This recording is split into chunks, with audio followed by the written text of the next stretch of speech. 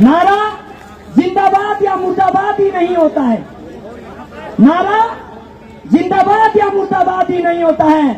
NPS कर्मचारियों की ये भीड़ भी नारा है, एनपीएस कर्मचारियों की ये भीड़ भी नारा है उस एनएसटीएल कंपनी के खिलाफ। तो प्यारे साथियों, वैसे तो आप सभी लोग बुद्धिजीवी हैं, वैसे तो आप सभी लोग आंकड़े को रखने में सक्षम हैं, लेकिन जो ये बार बार ये कहा जा रहा है कि आर्थिक बोझ की वजह से पुरानी पेंशन देने में सरकारें असमर्थ है, जरा इस आंकड़े को समझिए। और इस आंकड़े को समझने से पहले मैं आपको एक वृत्तांत सुनाना चाहता हूं। सत्य वृत्तांत है, कोई मनगढ़ंत कहानी नहीं है, ये सच्चाई है, मेरे सामने खुद घटित हुआ है। ये पहाड़ में दो औरतें बीड़ी पी रही थी और एक ने अपने बीड़ी के मंडल से बीड़ी निकाली और बोला कि आजकल ऐसा कहा जाता है, ये उस समय की बात है जब 2003 में धूम्रपान निषेध कानून बना था। उस औरत ने बीड़ी निकाली और बोला कि ऐसा कहा जाता है कि इस बीड़ी पीने से बिच्छू जितना जहर निकलता है। और उसने अपना मंडल दिखाया, बंडल बीड़ी का, और उसमें सच्ची ही बिच्छू का चित्र छपा हुआ था।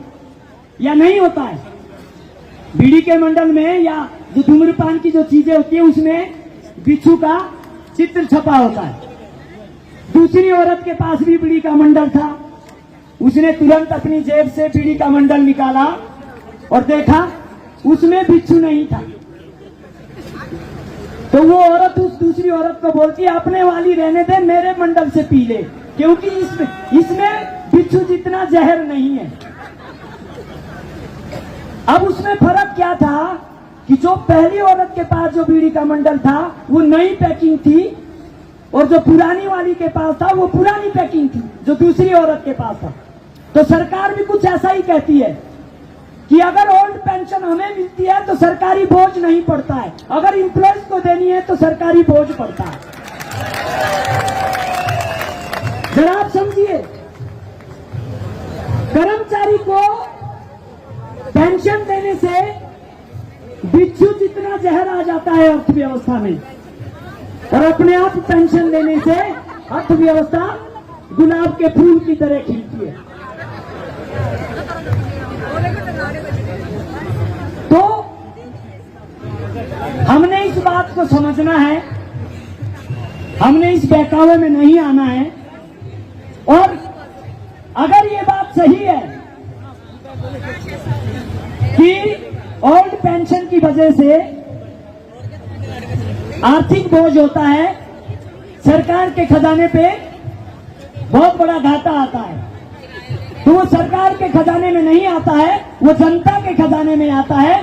तो यहां से हमारे पदाधिकारियों ने भी ये घोषणा की है और हम भी कह रहे हैं कि अगर सच्ची में ही आर्थिक बोझ आता है तो आप अपनी पेंशन भी छोड़ दीजिए, हम अपनी पेंशन भी छोड़ देंगे और उसका फायदा जो है आम जनमानस को दीजिए।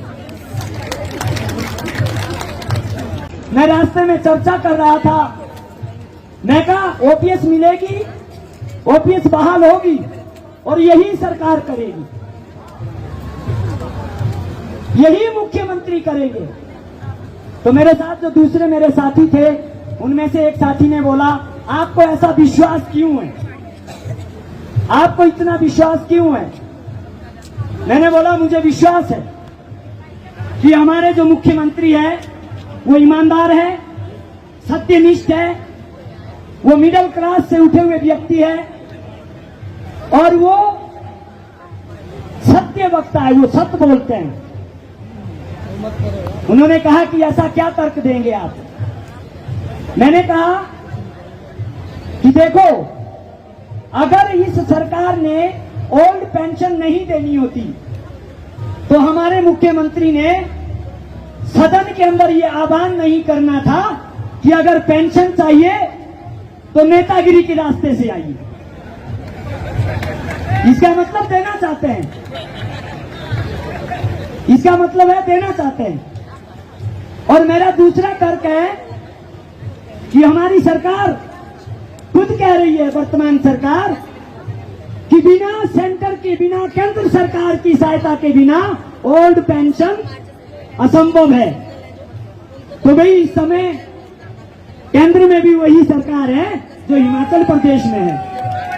तो इसलिए भी मुझे उम्मीद है कि अगर केंद्र सरकार के बिना सच्ची में ही ओल्ड पेंशन नहीं मिल सकती तो केंद्र में भी वही सरकार है जो हिमाचल प्रदेश में है। तो इसलिए हमें उम्मीद है, इसलिए हमें विश्वास है। तो हमारे साथी ने माना कि बिल्कुल ओपी भाई आप बिल्कुल सही बोल रहे हैं, ऐसा जरूर होगा। मैं कहा ऐसा ही होगा, हमें उम्मीद है इस बात। और ये सकारात्मक परिणाम आपके संकल्प रैलियों के हैं। आपने संकल्प रैलियां की, सरकार सत्ते में आई, देर आई सबेर आई जरूर। आज की इस महाभीड़ को देख के भी सरकार को ये निर्णय लेना पड़ेगा कि आखिर कर्मचारी व्यथित क्यों हैं, आखिर कर्मचारी परेशान क्यों हैं। तो अगर कोर्ट के माध्यम से ओपीएस लागू होती है तब सरकार को करनी पड़ती है। तो अगर हम प्यार से मांग रहे हैं, मेरे साथ एक नारा लगाएंगे, मैं कहूंगा गुस्से से ना तकरार से पेंशन लेंगे प्यार से। तो आपने बोलना है पीछे से, पेंशन लेंगे प्यार से। गुस्से से ना तकरार से पेंशन लेंगे प्यार से, गुस्से से ना तकरार से पेंशन लेंगे प्यार से। तो ये सब गड़बड़ झाला है, ये हमारी समझ में नहीं आ रहा है, सब गोलमाल है। थोड़ा सा आंकड़ा आप देख लीजिए, एक छोटा सा आंकड़ा सभी लगा सकते हैं। हालांकि जो हमारे आंकड़े लगाने का जो स्पेशलिस्ट है, जो हमारे इसमें जो स्टैटिस्टिक है हमारे पास भी, वो कहते हैं दिन का भी लॉस हो रहा है, दिन का। लेकिन मैं आपको एक छोटे से उदाहरण देकर समझा रहा हूं। सबके पास मोबाइल है, आप कैलकुलेशन मोबाइल में ही कर सकते हैं। हमारा एनपीएस में कटौती हो रही है 10%, यानी 40,000 की सैलरी लेने वाला एम्प्लॉय 4,000 जो है एनपीएस में कटौती कर रहा है, और 14% दे रही है सरकार, यानी 4 का लगभग 6 बन जाएगा। लेकिन सभी 40,000 के एम्प्लॉयज नहीं है, इसलिए आप लमसम में अभी साथ साथ ये मान के चलिए कि हर एक एम्प्लॉयज से जो है 10% कर्मचारी का और 14% सरकार का 15,000 के हिसाब से लगा लीजिए। मंथली 15,000 रुपए आपका जो है एनएसडीएल में जा रहा है, जिसका नाम प्रोटीन हो गया। यानी 15,000 रुपए आप नेताओं के प्रोटीन पे खर्च कर रहे हैं। कीजिए, आप अपनी कैलकुलेशन कीजिए मोबाइल निकाल के। और हमारे पास इस समय एनपीएस के एम्प्लॉयज है 1,30,000 ही मानिए। अब गुना कीजिए, 1,30,000 गुना 15,000 कीजिए, आपका मोबाइल भी उस फिगर को एक्सेप्ट नहीं करेगा। इतना ज्यादा प्रोटीन दे रहे हैं आप नेताओं को। और अगर आपका मोबाइल एक्सेप्ट नहीं करेगा तो थोड़ी देर के लिए छोटा सा एग्जांपल लेके ये मानिए कि कम से कम 1,200 करोड़ रुपए मंथली आपका जो है उस गुल्लक में जा रहा है, एनएसडीएल रूपी गुल्लक, जो ना कभी फूटेगा ना खुलेगा। 1,200 करोड़ रुपए मंथली जा रहा है, तो सालाना जा रहा है 1,200 करोड़ रुपए। तो 5 साल में कितना जा रहा है? 1 साल का, 5 साल का। और उस सरकार से हम सरकार को ये कहना चाहते हैं कि जो पैसा 14% की दर से आप एनएसडीएल को दे रहे हैं और 10% की दर से आप हमारा उसको, उस महाशय को जो बाद में ईस्ट इंडिया कंपनी बन जाएगी, उसको दे रहे हैं। आप अपने पास रखिए, उससे आप विकास के कार्य कीजिए। और विकास के कार्य करने से ये सभी जानते हैं कि पैसे में वृद्धि होती है। वो पैसे कम से कम हमारे पैसे की जवाबदेही सरकार से तो होगी, लेकिन सरकार ये मानने को तैयार नहीं। सरकार ने तो एक ही बीम बजा रखी है कि भाई आर्थिक बोझ पड़ रहा है। तो इसलिए इन सभी छोटे छोटे आंकड़े को आप कीजिए घर में। और जो हमारे साथी अपने घर की छोटी छोटी दिक्कतों को बड़ा मान के चले हैं, उन्हें भी समझाइए, अगले बारी वो भी आएंगे। ये बहुत बड़ा आंकड़ा है अगर आप करके जाएंगे। और दूसरी बात है कि आपका ये पैसा शेयर मार्केट में जा रहा है। और आज शेयर मार्केट इतना टफ नहीं है जितना आज से 10 साल पहले था कि लोग ये सोचते थे शेयर मार्केट पता नहीं क्या है। आज तो मेरे समझ बैठे आप सभी कर्मचारी साथी कम से कम 20 या 25% लोग ऐसे होंगे जो शेयर मार्केट में इन्वेस्ट कर रहे होंगे। और शेयर मार्केट सेकंडों के हिसाब से चलती है। कभी एक सेकंड में लॉस हो रहा है, कभी 1 सेकंड में प्रॉफिट हो रहा है। तो अगर इस कंपनी का लॉस ही होता गया, यहाँ तो आदमी भागे विजय माल्या जैसे उनको नहीं ला पाए, अगर कंपनी भाग जाएगी तो क्या करेंगे? तो हमारी समस्या ये है। प्यारे साथियों, आप सभी के सामने मैं ये बात इसलिए रख रहा हूं, एक वर्ग हमारे साथ ऐसा है जिनको कुछ लोग बरगलाते हैं और हमारी भी कई बारी उनके सामने बोलती बंद हो जाती है इस बात से, यार इम्प्लॉय तुम्हें सैलरी भी मिलती है, पेंशन भी दो। उनके सामने अगर हम ये आंकड़ा रखते हैं तो वो भी इस बात को समझ रहे हैं। मैं खुद जहां भी कहीं बैठता हूं और जहां भी कभी जब भी बैठते हैं, चाहे 5 आदमी के बीच बैठे, सभी यही बात करते हैं कि कर्मचारियों के पेट भरते ही नहीं है। पहले इनको 70-70, 80-80 हजार की सैलरियां दो, फिर पेंशन दो। लेकिन अगर आराम से, जिस तरह मेरा अनुभव रहा है कम से कम 10 मीटिंगों में, अगर आराम से हम इस फिगर को उनके सामने रखते हैं तो बाद में ये स्वीकार करते हैं कि आप अपनी लड़ाई सच में लड़ रहे हैं। और आज इस मंच से खुलेआम ये घोषणा हो गई है, अब ये लड़ाई मात्र कर्मचारियों की नहीं रही, अब ये लड़ाई जनमानस की हो गई है। जनमानस को ये संदेश जाना चाहिए कि एम्प्लॉयज अब पेंशन के लिए, अपनी पेंशन के लिए नहीं लड़ रहा है। जिस समय कर्मचारी ने अपनी पेंशन के लिए लड़ना बंद कर दिया, तब ये अपनी तो बंद करेंगे ही। हम इसलिए लड़ रहे हैं कि तुम अपनी भी बंद करो अगर उतना घाटा है, और अपनी पेंशन उन्हें बंद करनी चाहिए। तो इस तरह के आंकड़े हैं।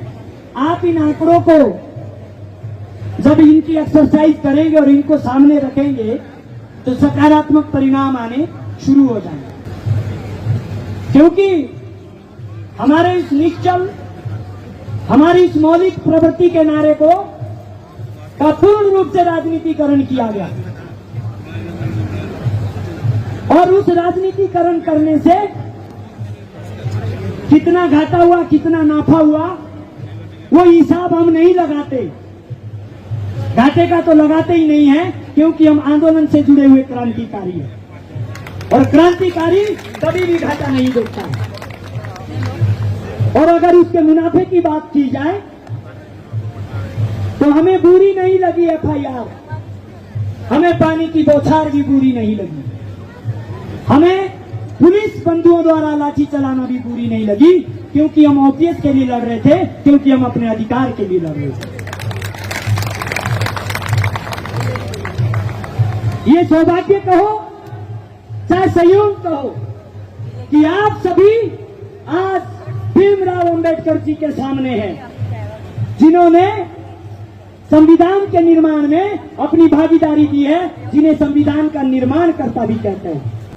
अंत में आज इतनी बड़ी भीड़ के सामने एक बात के लिए धन्यवाद कहना चाहूंगा कि जब हम भी सरकार की कुछ प्रताड़नाओं के लपेटे में आ गए थे, तो भले ही आप सभी साथी प्रत्यक्ष रूप से मुझसे जुड़े हुए नहीं थे, आपकी भावनाएं मुझसे जुड़ी हुई थी, मैं ताउम्र उसका आभारी रहूंगा और आप सभी का धन्यवाद रहूंगा।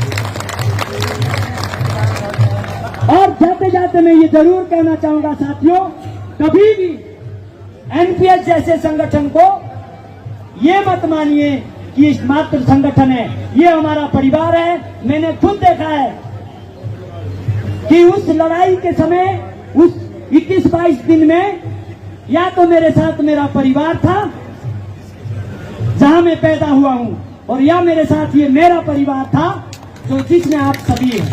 तो मैं अपने इस परिवार को धन्यवाद कहता हूं, और आपने यहाँ आके मुझे बोलने का मौका दिया, इस बात के लिए मैं आपका धन्यवादी हूँ। आपका बहुत बहुत धन्यवाद।